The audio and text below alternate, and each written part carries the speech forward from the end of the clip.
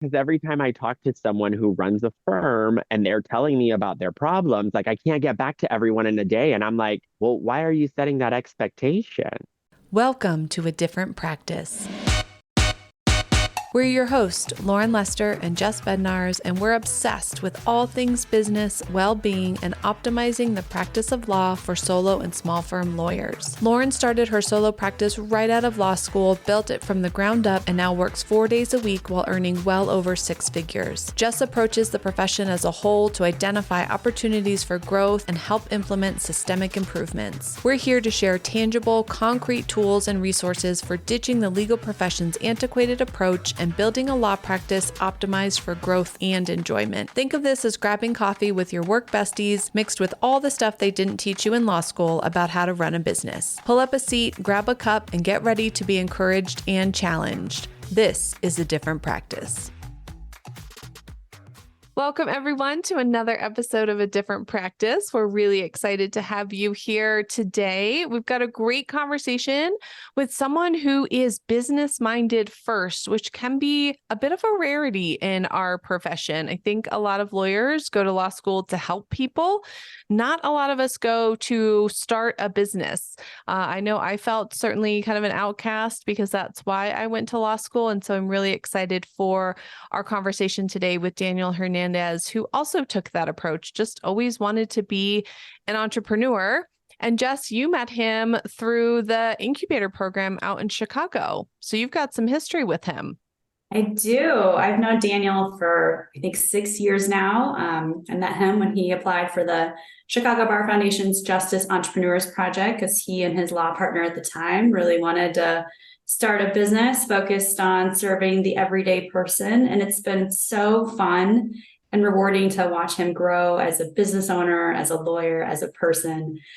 He's just so impressive. And sometimes I just have to remind myself he's still pretty young. I just can't wait to see not only what he's doing next year, but 10 years from now. And we'll just have to have him back on because he shares a lot of really good advice in a very candid way, in a very relatable way, I think, and just in a fun way. He really does enjoy entrepreneurship and business. And yeah, that comes across for sure. This is the first time I have really chatted with Daniel. I've obviously known him through you and through his work with the JEP, but I could tell that he gets it. And he's just one of those people you talk to that you can just tell has such a bright future and like their runway is going to be so long. And it's just really exciting to be able to have a touch point now and then think in a year from now, we're going to think about this conversation and see where he's at and his law firm is at. And in 5 years from now, it's going to look totally different, but he really does get it. And I do appreciate his honesty in this conversation about what it's like to be an entrepreneur. And it's not always rosy and we don't always hit our goals. And sometimes we say those goals out loud and they don't come to fruition, but that's all a part of the process. And knowing that other folks are feeling the same way, I know at least made me feel a little bit less lonely in this very lonely position of being an entrepreneur, but I really do appreciate Daniel's approach. He's definitely business-minded first, customer-focused first. That really comes through. And I think that's really impressive. And that's, for me, why I know that he will be incredibly successful because he puts the clients first. Absolutely. I'm really excited to hear what our listeners have to say. I hope it resonates as much with them as it has with us. So before we get into our conversation with Daniel, here's a little bit more about him.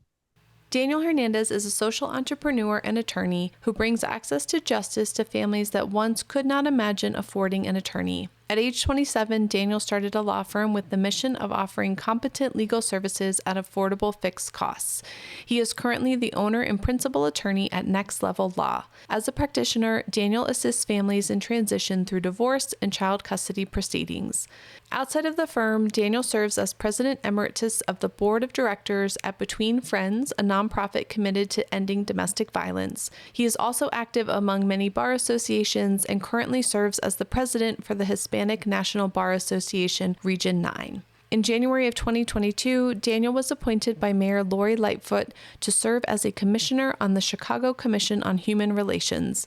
Daniel is a recipient of many awards, including the Windy City Times 30 Under 30 Award, the Young Lawyer of the Year Award by HLAI, and the Hispanic National Bar Association's Top Lawyer Under 40. In his spare time, you may catch Daniel rollerblading the Chicago's lakefront path or catching up with friends. We're very excited to catch up with him today. All right, here's our conversation with Daniel Hernandez. Well, welcome, Daniel. We're so excited to have you on the podcast today. Thank you. Thank you so much for having me. I'm really curious to start back when you first started, because like me, you started your law firm right out of law school. So I'm really interested to hear your story and sort of what drove you to that, what you considered, if it was something that you ever always wanted to do or just sort of fell into it. So can you tell us a little bit about how you got started with your law firm? Yeah. So I want to take you back even a little further back than just law school here, right? And like starting the law firm. I always wanted to be an entrepreneur. I always found business fascinating. I always found the idea of having a business or some kind of conglomerate of businesses to be really cool. And I always kind of bring it back to in high school. I went to like a semi-affluent, borderline affluent high school, public high school, right?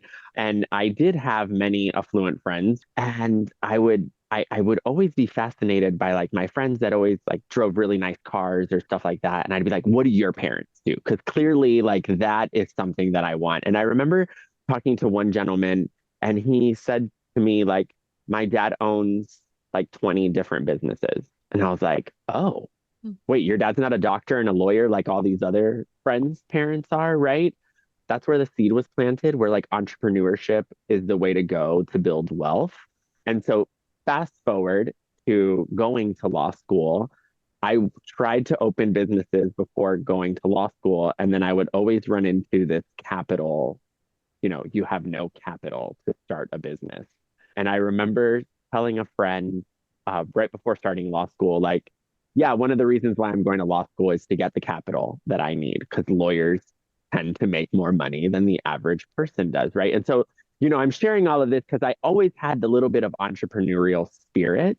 One thing that I've learned now, well into my 30s, is that I didn't realize that I had in my 20s was that I have anxiety, right? And Welcome to the club. Yes. Right. And I only share that because the idea of starting a law firm really wasn't mine right at the start. Like I thought, oh, I would go work for someone, I would get some practice, and maybe I would start a law firm, or maybe I wouldn't, right? Because my whole idea was that I wanted to be a business owner of multiple businesses, right? I just needed the capital to start these other businesses. And I ran into my good friend at the time, TJ Walzak. He told me that he was going to start his own law firm right when he graduated from law school. He was older than me. This was, I believe, his second or his third career, right? And so, a lot more life experience than I did. He shared that he was going to start his own law firm. It hit me in that moment, like, you've always wanted to be an entrepreneur. This is the perfect opportunity too. And then I kind of presented him with the idea of like, hey, why don't we start a law firm together? Then you don't do it by yourself. Like you were sharing that you thought it was going to be kind of scary. I'm telling you that the only reason why I won't start it is because I'm not going to do that by myself without any experience or anything, right? And so that is the story of starting the law firm, was just this idea, again, of really it being like, I always wanted to be a business owner. And then you tack it along with a friend wanting to start one right out of law school. And, me kind of saying, I want to do this with you. Yeah, there's that power in the partnership dynamic for sure, which I don't have, but I have talked to a lot of folks who do, and I can definitely see the value in it. I find it really interesting, your approach to entrepreneurship, because that's exactly where I came from. It's like, I always just wanted to run my own business and didn't know what that would look like. And I almost saw law as the capital in the sense that it was the investment we made into our education. But once you get out, you don't actually need a lot of capital to start a law firm business, unlike a lot of other businesses, especially if they're product heavy, right? You have all this inventory. But one of the things I do like about entrepreneurship in law is, with your computer, which most folks have coming out of law school, a license and maybe some malpractice insurance, you can hit the ground running. So it really is a low capital entry point. So when you brought that up, that was really interesting that you ran into that issue in other industries, because it's definitely true. Yeah, yeah. I mean, it's so funny that you say like you don't need a lot of capital. I would always share with my friends, colleagues, even at other speaking engagements, like I took $1,000 and I put it in a business account, and my law partner at the time took $1,000 and put it in the same business account, right? Just so that we would have matched each other's contribution, right? And from there, we just kept on growing the funds, right? Yeah, it doesn't take a lot. I love the story. This perfectly aligns with everything that I know about you, which is from the day I met you, you've always been a business owner first, which I can't say that about a lot of lawyers. And I wish we had more people like you in the profession. Just a fun story for everyone who's listening. My introduction to Daniel was through the incubator program that the Chicago Bar Foundation, and it was actually through a business plan, because in addition to just submitting the requested materials, Daniel and TJ actually submitted a full-on business plan with it, which was so impressive. And I think I might actually still have it. I'm not in the office right now, but I'm pretty sure I still have that, because I like to look back at that, and it's just a fun story and really inspiring. So thank you for all of that. What I want to ask you next is a little bit about your law firm, which is NextLevel Law by Daniel R. Hernandez. So first of all, how did you come up with that name? Why did you decide to go with that versus just your name? You kind of have a hybrid where it's kind of a branded name with your name. So what's the thought process behind that, and why NextLevel Law versus something else? I just shared that when I first started my law firm, it was with a law partner. He and I decided that our visions weren't matching. And so we decided to split things off. And so when I was rebranding and starting my new law firm, NextLevel Law, I wanted my law firm to be modern and forward thinking. And I really thought about the name. And I really thought, like, before my law firm was called Walzak Hernandez, our two last names, right? I could have created the law office of Daniel Hernandez, but Daniel Hernandez is very popular. So is the law office of Daniel Gonzalez. And we can go through a bunch of Latino, Hispanic surnames that people could definitely confuse me for, right? And so I really thought to myself, how do I create a modern law firm that is pricing different, doing different things, but then still have this traditional old name attached to it? And I also wanted my law firm to stand out in the sense that I wanted no one to say, I want to talk to Daniel. Like if you got upset and you were talking to the manager, there was no one above the manager, right? And I feel like law firm names always tend to have that person. Like someone could walk into Sidley Austin right now and be like, I want to talk to Sidley. I mean, my understanding, they've passed. But if they hadn't passed, someone could literally shout that, like, I want to talk to the person who owns the whole thing. And so those were the reasons why I tried to pick a name that was not my name, right? That was untraditional. And I really started just like thinking of different words that meant something to me. So I really like love and life and those kind of words. And so I thought about like the word like vida, just different words. And I was on the phone with a friend and I was like, I can't figure out this name thing. I've got 10 days before I need to like have a website and all this up, right? Because when TJ and I decided to split things up, we decided this like in the middle of November, beginning of December, and we were trying to do everything so that at the start of the year, we would both start fresh. And so I'm like, I've got 10 names. And I remember just like telling a friend on the phone, like, I'm trying to do some next level stuff here, and I just can't figure out the name. And then I was like, wait, I think I just figured out the name. I think I'm just going to call it NextLevel Law because we're trying to do next level stuff, And from there came NextLevel Law. And now I have it trademarked and everything. So it's phenomenal. I do want to share that I added the by Daniel Hernandez because in branding, I realized that a lot of people were calling my law firm because of my last name. So a lot of, in particular, Spanish-speaking clients were calling my law firm in hopes that I spoke Spanish, which I do, and in hopes to be connected to someone from their community. And so I thought, well, I'd be shooting myself in the foot if I don't incorporate my name into this some kind of way. And similar to how the microwave was created, my next idea is that I want to franchise the Next Level Law brand as a whole so that there could be a Next Level Law by Jessica Bednarz, right? Or Lauren Lester, or, fill in the blank so that basically there are owner operated businesses out there for other law firms to have that are backed by the name of Next Level. And I think the pricing model and everything else that we do here. So that's kind of like full encompassing reason for the name. I wish I would have thought of the franchise piece when I was thinking about the name, but that was totally like the microwave moment where I was just like, oh, by Daniel Hernandez. And now I'm like, now I know what to use this by for. That's one of those serendipitous brain moments where the light bulb goes off and it all just works out. Did you think at all, because I've been toying back and forth with possibly changing my law firm name because I just did my last name because I started and was like, I don't know. But I struggle with incorporating the type of law. And obviously I love Next Level Law. I think what a fantastic name.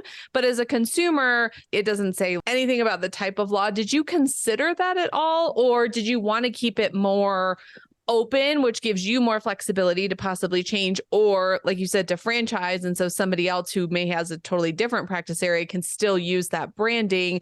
Like, did that come into play at all in terms of the practice areas? So it did a little bit because I've always had a family law focus. And so when I was toying with names, I was adding the word like family law to it, right? So like Vida family law, Right. or like love and life family law, right? Whatever it was that I was coming up with. But then I was practicing real estate law in addition to family law. And so I thought to myself in that moment, someone might not call me for real estate if the word family law is in the name. Or if the word real estate is in the name, then maybe a family law won't call. I don't want to tell you it was like something I thought about forever. I didn't, right? I was like, Next Level Law. At that point, 10 days away, I was like, let's keep it moving, everyone. Let's just keep this bus on the way that it's supposed to go down the highway. Well, I think you made a great decision. Thank you. And excited to hear that you're considering it as well, Lauren. I can't wait to see what you come up with. I know. I've been toying with it for like 2 years now. We'll see. Okay.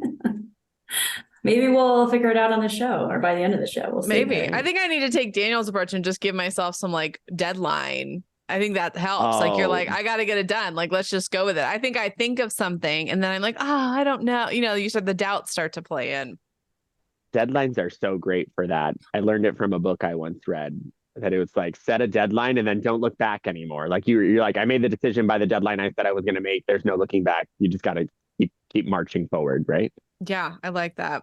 Yeah, totally. Because you're never going to be 100%. Isn't something like even the best decisions are made with like 70% of the information or something? You never really get to 100%. It's probably quite true. Just go for it. I think it was Jeff Bednarz who taught me that the first iPhone was released with a bunch of problems to it, because that's just how these things work. We will never have a perfect anything. Just like when I first said Next Level Law, it was just Next Level Law. And then I added the by Daniel Hernandez because I found another problem that I needed to fix. Yeah. Well, if anyone listening to this episode has any ideas for Lauren, please pass them along. Please let me know.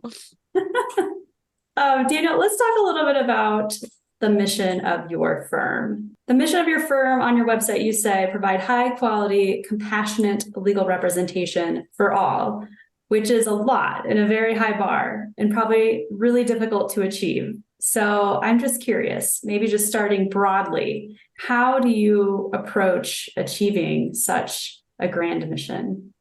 Yeah.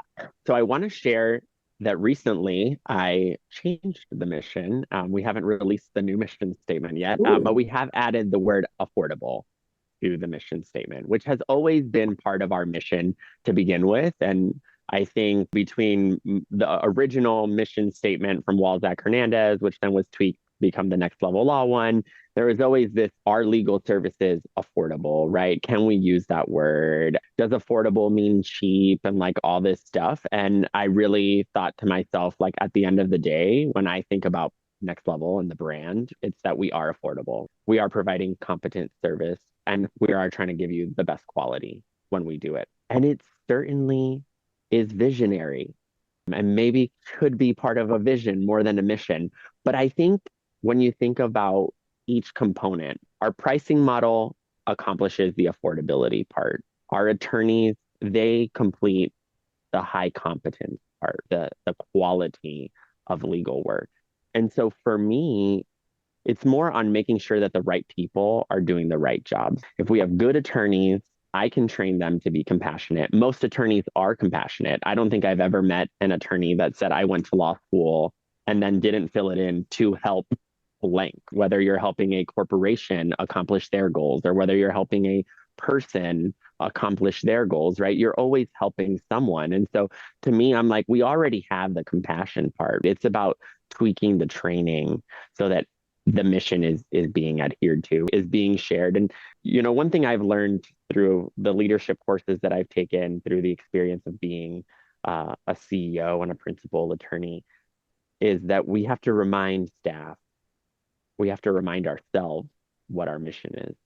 And I think that itself helps accomplish it. I never tell myself that I'm perfect. I'm certain that there may be past clients of mine who didn't find their service to be affordable. I think that if they took the number of hours that I worked on their case and multiplied it by $350 an hour or $400 an hour, they'd realize that they saved a lot of money with my firm. Will there always be some kind of feedback that maybe doesn't fulfill your full mission? Certainly.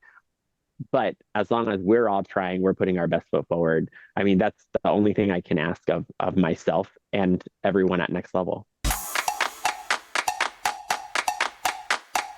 It's so funny. I just read affordability right into your mission and didn't even realize it wasn't there, because I've known you since you started your firm, and I know that is a cornerstone of your firm and always has been. So Yeah. I'm really glad that you're actually putting the words in there as well. Yeah. I was really happy that when I added it, and I did it during a leadership class, and the whole classroom, I had to tweak it a little more because they didn't realize that I was a law firm in the statement. But it was really interesting because they were like, "Oh, you're an affordable law firm," and I didn't hear the word cheap. I didn't hear the word like pro bono. I didn't hear any of these other. I don't want to call them negative, but like when you're thinking about business and what you want your mission to say, like everyone there understood what affordable meant. And I'm happy to be an affordable firm. Well, let's dig into that just a bit, because I think you might get different reactions from attorneys. One attorney might think it's cheap. One attorney might think it's something else. What does it mean to you, and how are you accomplishing that? I think the big thing for me is about peace of mind and certainty when it comes to pricing.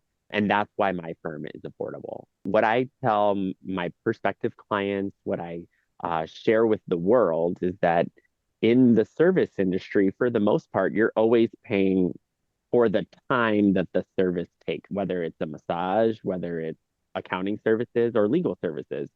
And what happens when you do that is that you never know how much something is going to cost. And so for me, at my firm, we use an algorithm that I created to set a flat monthly price for the services that you'll need in a given month. And our fees currently range from about $640 per month to a little over $1,500 a month. And basically, it creates, at a minimum, the client knows what exactly they're paying every month. My contracts are pretty simple. Our engagement letter is very simple. It literally says, if I'm your lawyer on the first day of the month, then you owe me your monthly fee.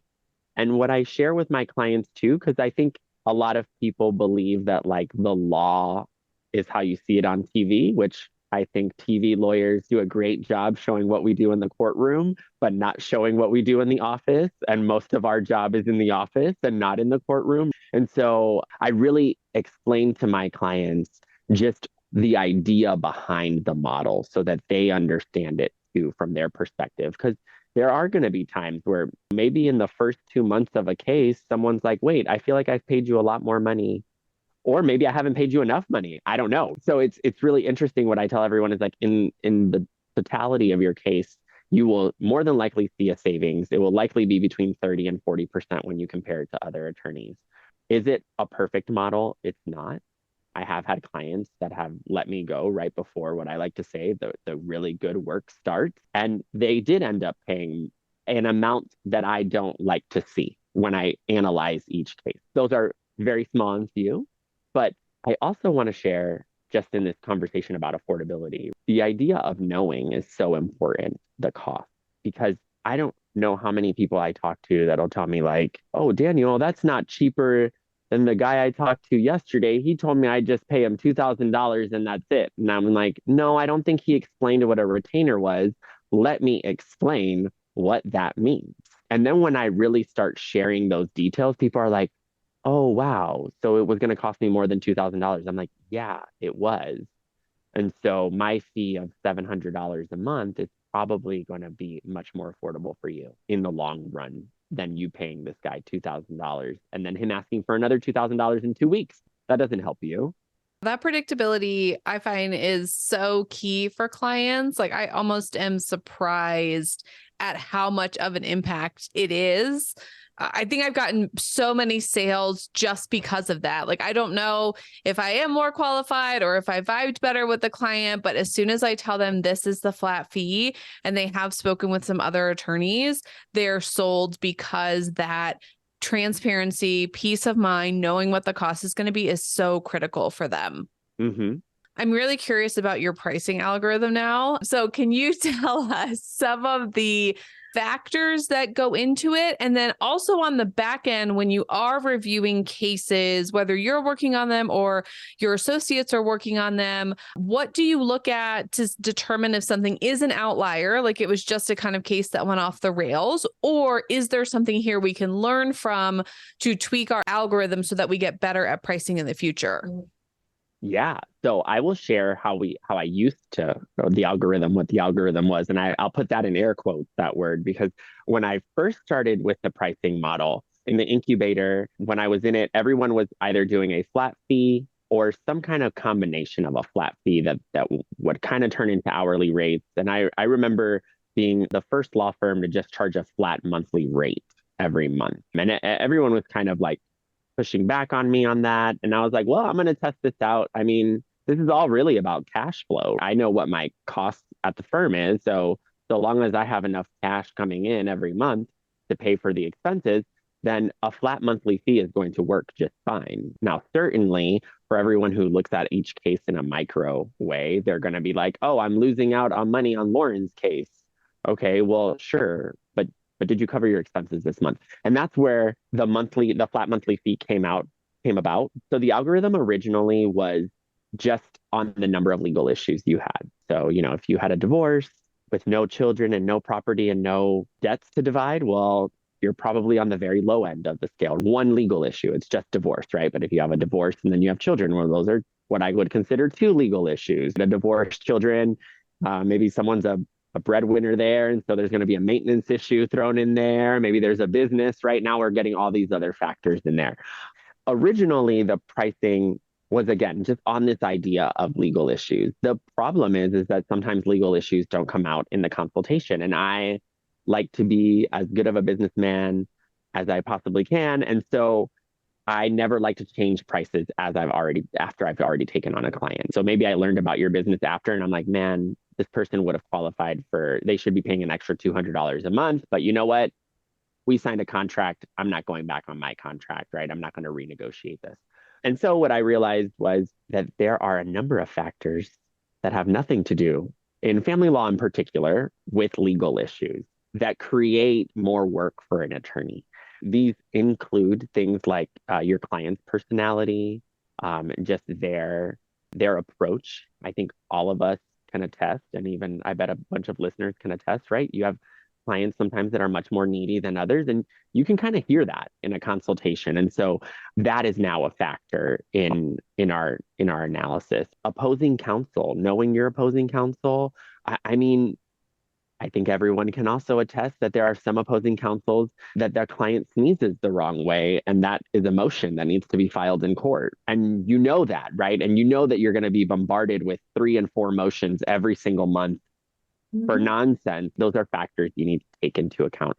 I also take into account the opposing parties' personality. So I ask questions about personalities. I sometimes don't even have to ask the question. You can hear it in your client when they share something like, he'll never agree to anything. We're probably going to go to a trial. Okay, well, there's the factor, something to check off there. And then, of course, every legal issue that I could possibly think of became a factor, but also the area that I practice in, any courthouse that's outside of the city of Chicago, I take that into account as a factor. I take outside counties as a factor. The only thing that I still haven't factored in is the judge. And that's because I don't believe the judge makes any case more difficult or less difficult. But we can all disagree on that. But that's basically what I do. So right now, the way that it's set up, it's not a perfect algorithm, but just for listeners to kind of get an idea, all I use is a point system right now. So I've given everything some kind of point value. Maybe your client's reasonableness is worth 1 point. Maybe the divorce on its own is worth 1 point. And then you add another point if there's children and another point if there's this. And then what I've done is that each point turn into a pricing range. So like 3 points is $640, 4 points is $740. And you can kind of see how it can keep going. I've also added, because I'm still experimenting with the pricing model itself, I used to have a very simple model where it was like, I called it simple, medium, or complex cases. Or I never used the word simple. I would say low complexity, medium complexity, or complex. And so I only had 3 different prices. And so now with the points, what I've done is that I've actually inserted even more price points, because now I can really evaluate things. One business, okay, but what happens when you're talking to a client that has 3 businesses? That's a whole lot of points we got to add on to this. That's a whole lot of work, right? That's a lot of phone calls with accountants. That's a lot of research on issues that maybe aren't the same for someone who doesn't have those things to go into play. But simple point system right now. Hopefully one day I turn it into like a real meta algorithm. I get some advice from some of my tech CEOs out there. I love the system. I think it makes total sense. And I can see how more points definitely translates to more costs. It also translates to more value that you're providing to that person too, which we like to emphasize. I just want to ask one quick follow-up question. So just because people might be wondering, does this include trial? No, from the flat monthly fee, we exclude trial preparation, emergency motions, responding to emergency motions, and any petition that wouldn't be part of the case, that would create its own new case. So even though, like, for example, an order of protection might be filed in a divorce case, technically the order of protection itself is its own case. And so that is excluded from the price. For the listeners out there, anything that you don't know is going to happen should probably be excluded. Even in Illinois, I exclude the qualified domestic relations orders because you might not need it on your case. So if you include too many things in the factors, right? If you factor in emergencies, well, that alone can make the price skyrocket. I mean, a trial can make the price skyrocket. Yeah. So you're trying to make sure that people are only paying for the services for the most part that they're going to get. And then I assume you list these things out in your engagement agreements, the things that are not included. I do. And I make it like really clear. I have like this kind of encompassing term where I just say like, I'm helping you on a divorce case against this other party with children or without children. And we'll do all the work that case takes except for, and then I literally like bullet number 1, 2, 3, 4.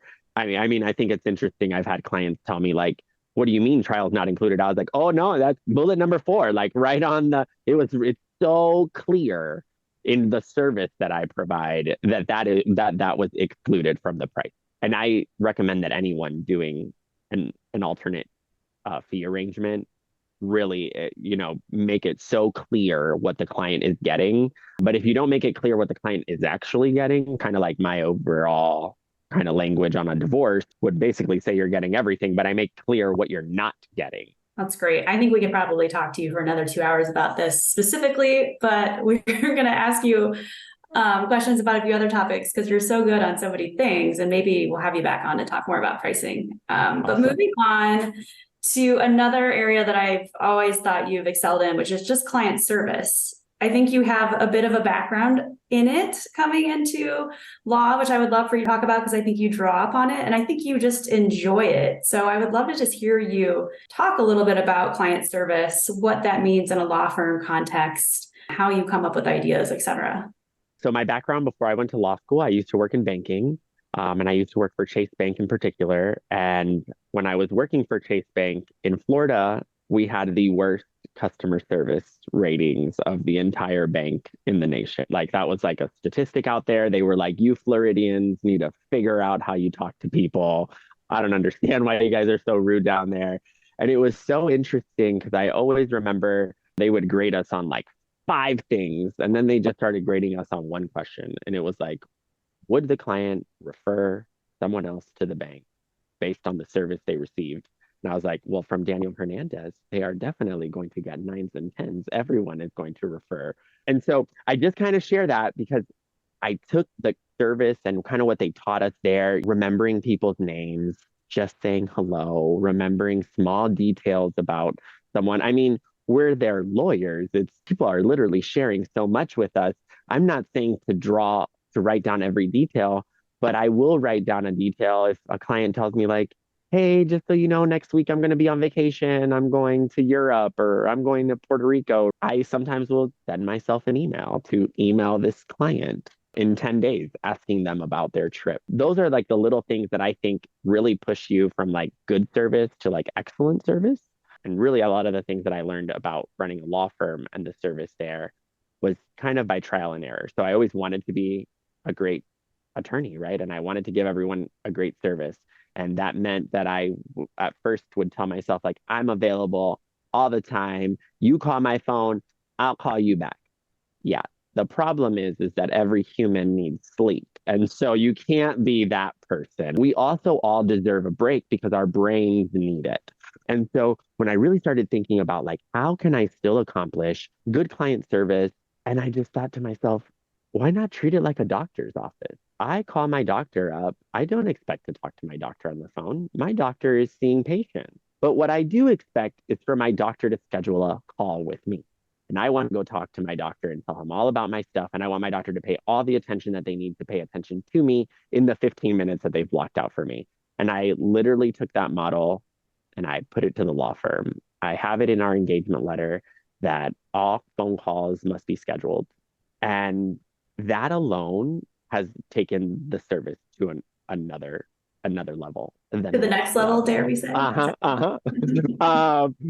But it's so funny because every time I talk to someone who runs a firm and they're telling me about their problems, like I can't get back to everyone in a day. And I'm like, well, why are you setting that expectation?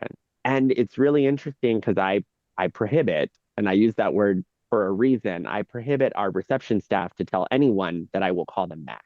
Everyone who wants to talk must schedule a call. The only time you don't schedule a call is because you think you have an emergency, you've told the receptionist your emergency, and the receptionist believes you have an emergency too. That is the only time that you will likely get a call back. And I'm sorry, I don't want to sound so strict. Certainly, I have paralegals that sometimes give callbacks, and I have an office manager that works with us, and she gives callbacks too. But an attorney time, you want to stop the attorney in their track. You want to talk about a legal problem that you're having. Why not have the attorney's undivided attention? Why not have that time blocked off? And that, again, just puts the service in a new level. I also want to share with everyone just kind of my idea behind service. And I always pose this to new attorneys that are starting firms. And I say to them, like, what kind of firm do you want to have? And how does that look like if you were looking at it from another lens, from like, for example, the department store slash discount store lens? I always tell everyone when I think about the branding at NextLevel Law, I think of Target. Do we like to shop at Target? We do. Is Target perfect? They're not perfect. They don't give you elevated service, but they do give you service. I've never walked into a Target and been so upset at their customer service that I would never go back. And I think you can compare that to other stores, you know.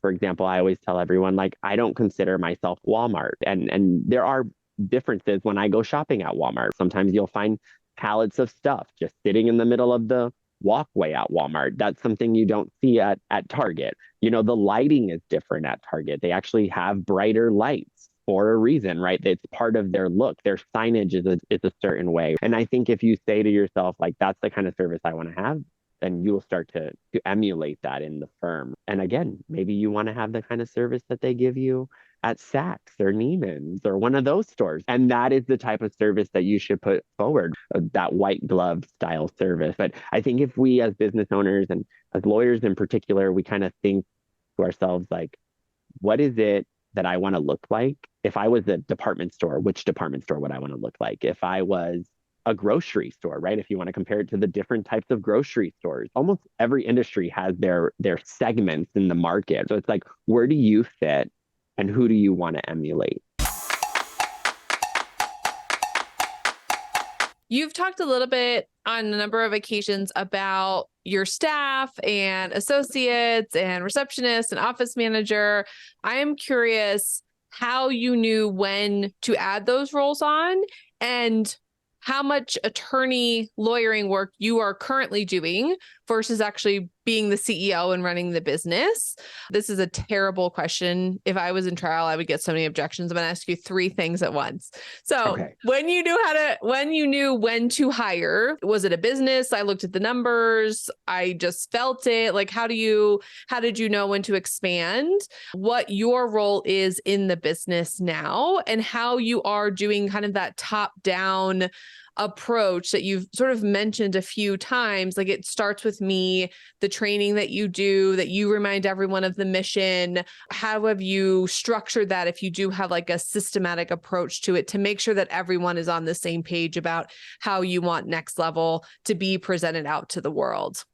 When to hire. I think what's so great, and I hope all the listeners out there really take this piece into account, right? Because we're living in a time where, like, hiring, even from 5 years ago when I made my first hire to today, is different, right? I don't know if I would hire someone today to be on my staff inside my office, just from the things that I've learned over the years. I want to start off by saying I hired someone because I no longer could work the hours that I was working. So at the time, my law partner and we were working a lot. I was particularly working a lot later and just doing all the administrative tasks, the lawyer tasks, consultations. We both kind of answered the phones. It was just him and I. We were leaving business on the table by not answering our phones when business was calling us. I certainly couldn't get to all the work in the day. And I just kind of looked up one day and I was like, we have to hire somebody. And I just like shouted it out loud in the middle of our office. And he's like, what do you mean? And I was like, I can't work till 10 o'clock at night anymore. It's scary leaving the office by myself. You're never here for that. I'm not doing this anymore. I can't manage our business, calling people back, and doing attorney work. Like, it's too many roles. We need someone in this office.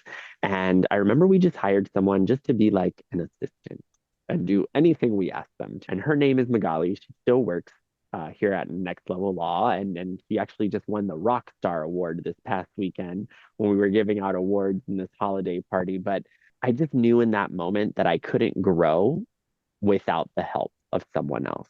And I won't tell you that I had all the answers.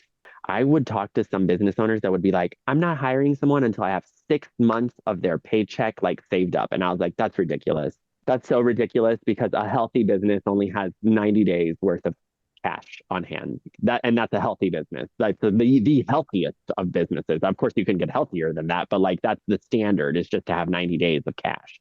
And so once I had 90 days of cash for all the expenses at the firm, I was like, we can do this. And I remember looking at my law partner at the time, and I said, listen, how many voicemails do we get every day of people just saying like, I was calling to set up a consultation? That's a missed opportunity right there. Whoever we hire is going to pay for itself.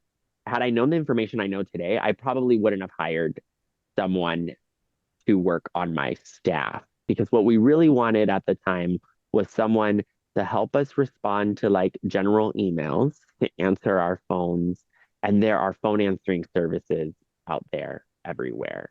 I have a phone answering service now, and it's the best thing ever. There's a staff of 5 receptionists answering calls all the time at my firm. And I say that they're an extension of my firm, right? I invite them to our holiday parties and everything, their whole team, because I find their work to be so vital.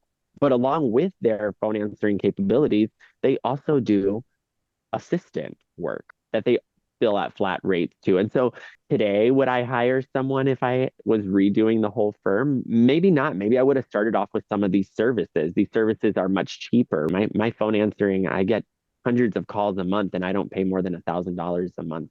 I was paying more than $1,000 to my assistant every month. They were a full-time employee. And so I just wanted to throw that out there. You also asked me about my role now. My role now, I've been trying to transition to just being the CEO. I was 100% CEOing for a good amount of 2022. But like every business, I recently learned that we're either growing or we're in crisis. And so I had my first crisis this year, and that is that revenue dropped exponentially and staff had left. I didn't replace them because the revenue had gone down, right? And so I took on cases again, and now I'm recently transitioning back to the way that I like it. I like to say I'm probably about 20% lawyer, 80% CEO.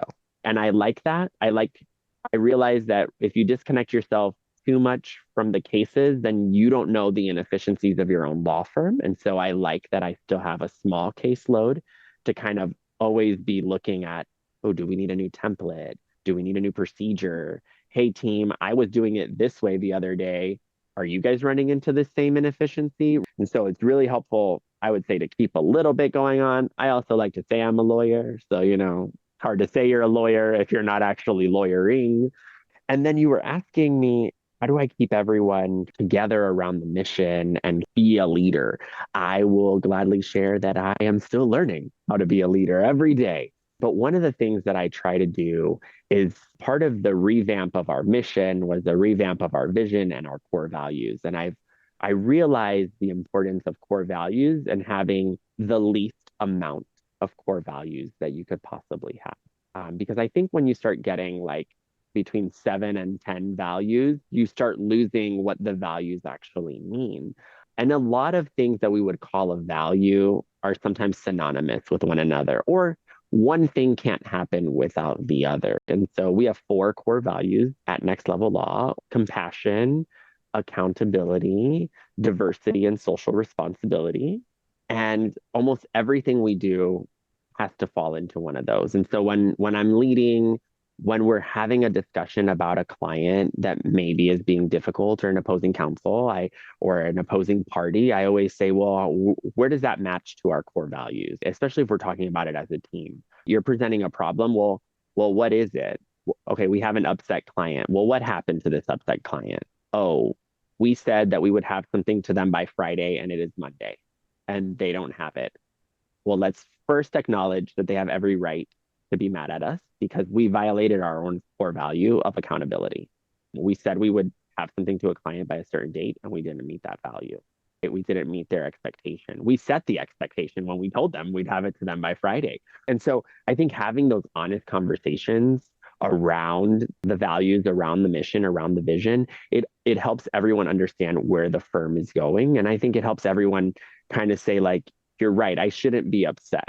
Sometimes we take offensively what I'm going to call in family law our clients' anxieties because they're like, I need a call back right now. And, to us lawyers, when you have 30 cases, 30 to 35, maybe 40 cases, you're like, doesn't this person know that I have 40 other clients to attend? Why do they think they're so special? And it's like, well, let's take a minute. Let's take a deep breath. Let's think about that compassion component for a minute there. Have you told the client that you have a number of cases? Have we ever had that conversation with the client? Maybe the client has no idea how a law firm runs and thinks that you only have 5 clients and she's one of the 5. So why can't you get back to her today? And so certainly we have processes and procedures that are written out, and those help keep things in order, keep efficiencies in order.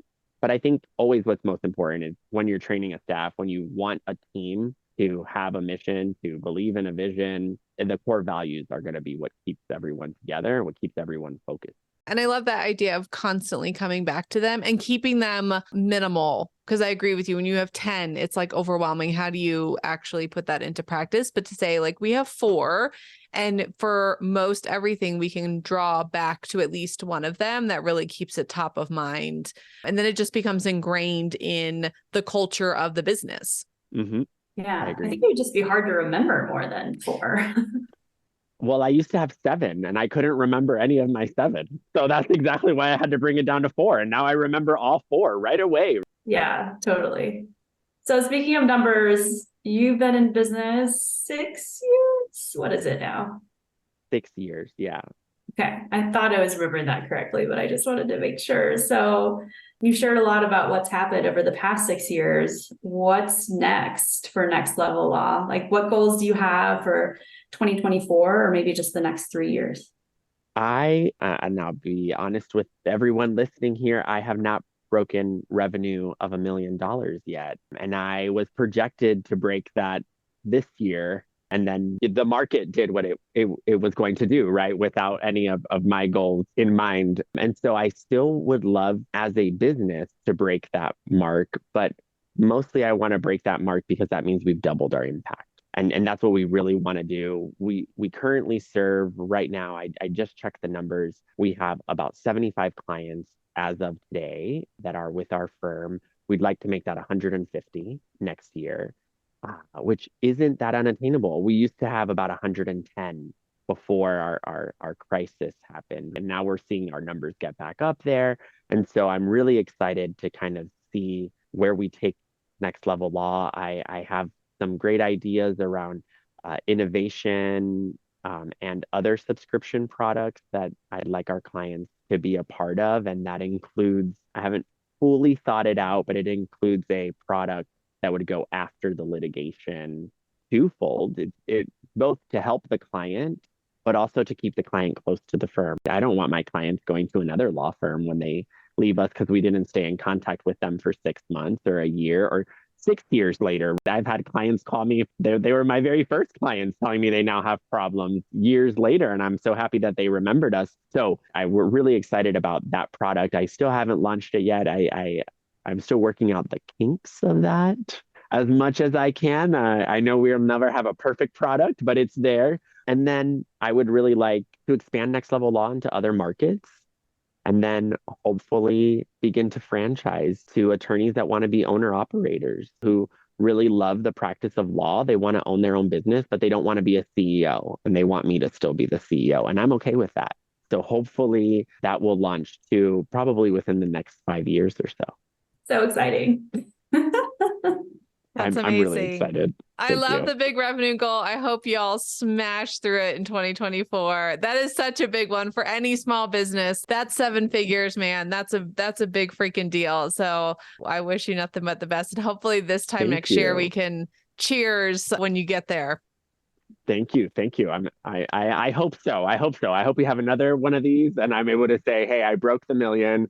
We helped out 150 new families, and the word is being spread that this is the new way of doing business in the law. Love that. We'll wrap up with the question that we ask all of our guests, which is, how do you personally define success? It's so funny. You guys sent me this beforehand, and I was like, I don't know the answer. And it's crazy because you brought me back to a conversation with a friend that I had years ago. His father passed away, and he said to me, like, do you think my dad would think I'm successful? And I said, well, I don't know your dad's definition of success, but I think you're successful. You meet what I qualify as success.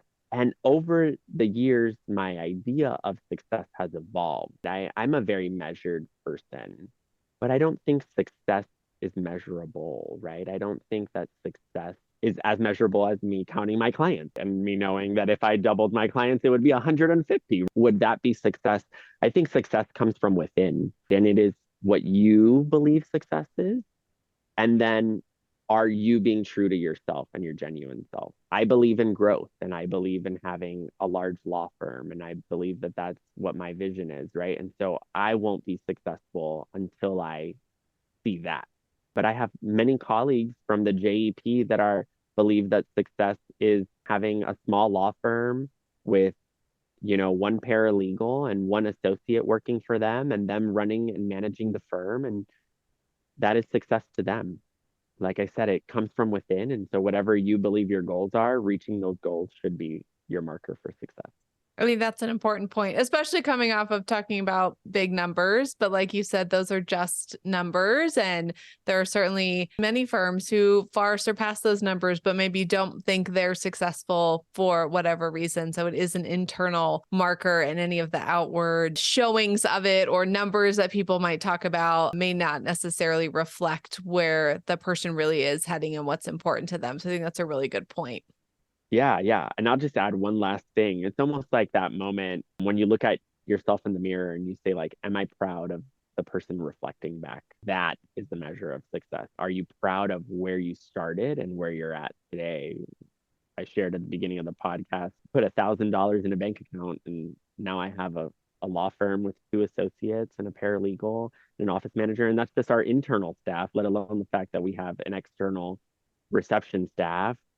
We're about to have an external virtual assistant from Colombia join our team. Is that success at this exact moment? Certainly, I wouldn't say that I'm unsuccessful, but I would say that I have another goal, another success benchmark to get to. Continuing that impact. Well, we can't thank you enough for spending some time with us today. This was such a great conversation. I'm super inspired by everything that you're doing. I can't wait to integrate some of the things into my firm. So keep doing what you're doing. And yeah, we wish you nothing but the best. We're really excited to see where this next year and next 5 years takes y'all. Awesome. Thank you so much. And thank you again for having me. I hope to be back and to share more wisdom in a year or so. That would be wonderful. Thank you. We're over here giving you a virtual high five because you just finished another episode of A Different Practice. For more from this episode, head over to adifferentpractice.com/podcast for our show notes. If you found this episode helpful, we'd love it if you'd share it with someone. Be sure to rate the show wherever you listen to podcasts, and don't forget to subscribe so you never miss an episode. If you're looking for even more practical tools to optimize your law practice for growth and enjoyment, sign up for our monthly newsletter at adifferentpractice.com/subscribe. We can't wait to connect with you next time. Until then, keep building a different practice.